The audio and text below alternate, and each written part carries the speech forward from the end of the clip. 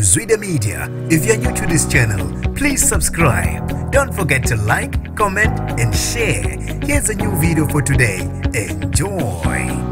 Uphenduke undaba mlonyeni usaziwayo DJ Tira ebonakala ehlaba ngamajubane kuqhuma ibhamu emcimbini abeyophefuma kuona endaweni yase Epidretif. Sanibonani nginibingelele ngiphinde nginamukele kuphinda kuphi la nibola khona le video. Mangoqala usijona lelikhasi wamwelekele igama lami usibonga konke wakandwando Mothanda ungangibeza intatheli ka YouTube. Bafethu ningixolele kakhulu kwamanje angiphelile kahle ngibanje umkhuhlane. Abantu abawuvala umlomo enkundleni zokuxhumana ngosaziwayo DJ Tira emva kwevideo sisabalele abanye asebeyenze ihlaya abanye ke iye bathinta beyibuza beyiphendula ukuthi ngabe ubani lo ade zama ukudubula uDJ Tira. uTira kubekwenye ama event ebise Epidretif endaweni yasemkhondo la okwenzeke khona lesigameko. Cha akukho kuba fethu kube ukuthi ke abantu bese bezama ukudlobolondela amaphoyisa ke agcine eseqhumisa ibhamu ukuthusa abantu kuze ke bengangeni ngodli estage. Ubese baleka ke ngamadubane ayisimanga uDJ Tira kanye nama security nabanye ke